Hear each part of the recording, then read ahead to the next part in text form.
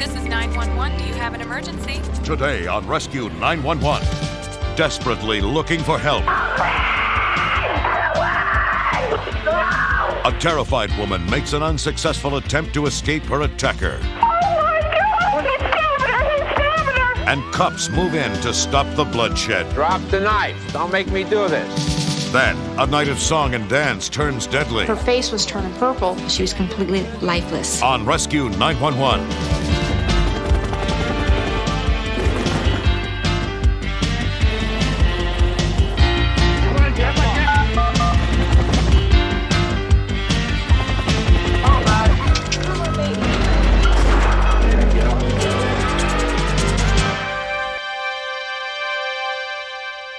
On a long summer evening, the quiet town of Wolcott, Connecticut usually seems even more peaceful.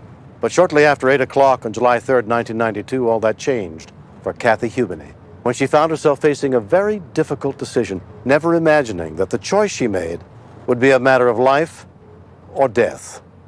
This story may be too intense for some viewers.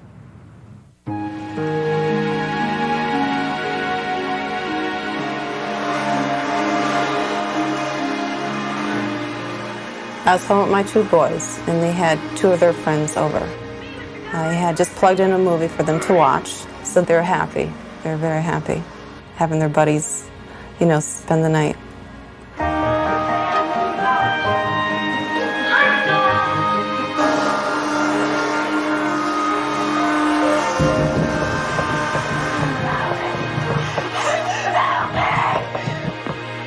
An emergency. Hi, I have a girl outside my house, and she wants me to call the police. Please help me! Do you know what the problem is? I have no idea. She's saying that somebody attacked her. You don't know who she is at all? I have no idea. What's your... You hear her? Okay, hold on a second, honey. Headquarters. Wolcott Police Dispatcher Janine Valletta took the call. I radioed to my lieutenant and my two officers that were closest in the area. And then I just kept listening to see if we could find out what was wrong, what was her problem, why was she screaming, why was she so upset. When we continue. She was really hysterical. I had 4 children to worry about. I was scared of letting her in.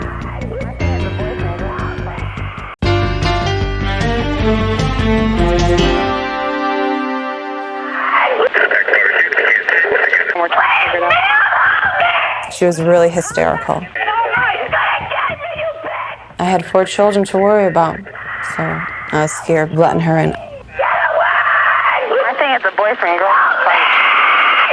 Possible signal 1 between boyfriend and girlfriend. We're trying to figure it out. Come on, go in the other room. I know you, but I didn't know who this was. Please don't! It's me. Please don't! Who is it? Sit down. Hang up the phone. Let's go home. Go home. Kathy? Yes. Who is it, hon? It's a friend, a neighbor's friend. I know who the person is. I didn't know who this girl is. Who's the neighbor? I had met him at a picnic, and I spent time talking with him, and he was a very nice fellow. I figured this must be his girlfriend, Hang up, she's saying? and they must have had a fight. Tell me nothing. He was calm, and she was hysterical. The whole situation was just confusing to me. Are you home alone? I have 4 children here. Oh, great. These roads are slick, guys. Please calm down. Please call the police. Tell her that they're on the way. Please, they're coming. Sit down. Sit down. Yes, they're coming. Where's the children? Get out of here. They're standing right there. Oh, God, some poor kids. Come on, go in the other room. I figured it was a domestic dispute, but that bothered me a lot, knowing that these little kids were looking at it. Help me. Scott, why don't you, I don't know, go. Yeah, have your neighbor go back to his house. Yeah. Scott, why don't you go?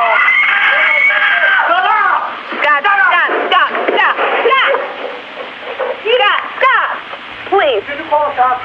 Please, just go home. Did you call the cops? She told me to. I had to. Thanks. Scott. Scott.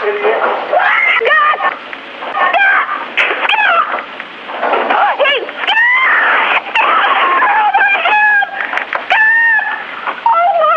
What's the matter, honey? He's stabbing her. 3, 4, and 5. This is a stabbing at 25 regarding the neighbor and his girlfriend. Okay, honey.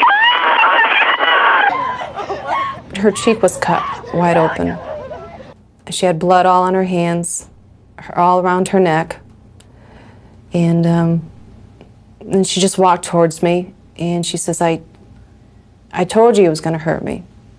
Kathy, I'm back. Where was she stabbed? Oh, she's all over her body. She's bleeding. I'm shaking. Okay, Kathy. Kathy. All right, sit down, please. Kathy, tell me his name. I know his first name is Scott. Please hurry up. She's cut up so bad. Okay, honey, they're on the way, but I need to get this information. No, you're not. The party that did the stabbing is a neighbor next door. All I got is his first name is Scott so far. Lieutenant Don Thurkelson was first to arrive on the scene. I can't believe so let me die. Tell her the ambulance is on the way. Look at she's please don't let me die. I could hear Kathy talking to Lieutenant Thurkelson. Okay, honey. I'm going to let you go, okay? Okay. All right. You think, oh, the call is over. The girl's going to get help. This is the end. I can go and get a cup of coffee. And then the call comes back, and there's still more.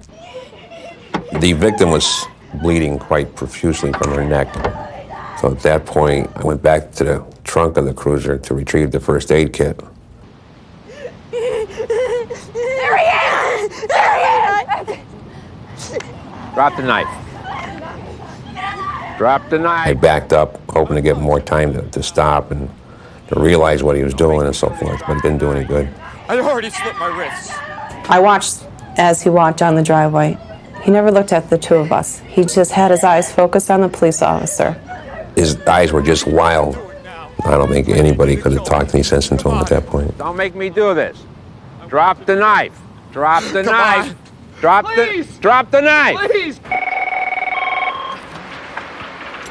Wolcott emergency. He just shot the guy. The police officer just shot him.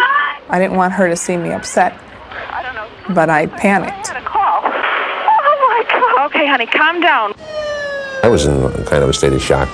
I could see that I wounded him mortally, and I was angry that he forced me to do something I didn't want to do. More police came, and Scott was just laying there. I felt alone because I had all strangers in my yard. The Wolcott Volunteer Ambulance Service responded, including EMT Jimmy Roy. I didn't know that there had been a shooting until we arrived, and I only saw one person at first laying in the driveway. It was evident that he wasn't alive. And then there was a cop on the other side of the driveway screaming for me to come over and help him. I got a bad neck wound here. It seemed to be she was bleeding quite badly, and the towel was pretty full of blood. She needed to be rushed to the hospital immediately. Hey, John, it's all right, John. Relax. It's gonna be all right. Relax. You're on the way. You're on the way. She was very, very nervous, very worried that she was going to die.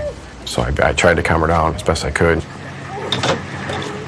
In the beginning, I thought it was just going to be another routine call, but it turned out to be probably one that I'm going to remember for the rest of my life. The victim, Joan, was transported to St. Mary's Hospital and examined by surgeon Victor Gotay. She had 10 different wounds. I couldn't believe that she was alive. It's like a miracle. I think any of the 4 wounds in her neck could have cut the main vessel to the head and caused her to exsanguinate right where she was stabbed. Just one of them, and she had 4. Thank you. Joan's mother, Marie Santucci, was notified of the attack. I just couldn't believe this had happened to her. I felt something was coming, but I didn't realize it would be this bad. How is she doing? It's like any relationship, you have good times and bad. As the months went on, we had more bad than good. She used to try to keep a lot of it from me, and I just didn't ask her because she didn't want to tell me. Director of the Women's Shelter, Peggy Panagrossi, finds the pattern of Joan's story all too common. Most battered women minimize or deny the abuse. The abuser almost always apologizes and says, "I'm sorry, I will never do it again." And women really want to believe that promise. But unfortunately, most battered women have to do something for themselves because the batterer is not going to change first. We would argue, we'd fight, he'd scream, holler. But I never thought in my heart that he could come to the point where he would do something so terrible to me. Kathy's emotional wounds have also been slow to heal. I wouldn't go out anymore. I just stayed close to home. And it was about 2 months later that I had to call her. She wanted to speak with me to make sure I was okay. We talked for hours. We just sat there and cried and talked. They don't really talk about it. She was the one who saved me. And for that, I'm eternally grateful to her. Now we've bonded. Two strangers that will share something for the rest of our lives. Can't deny that. There will always be a bond between us.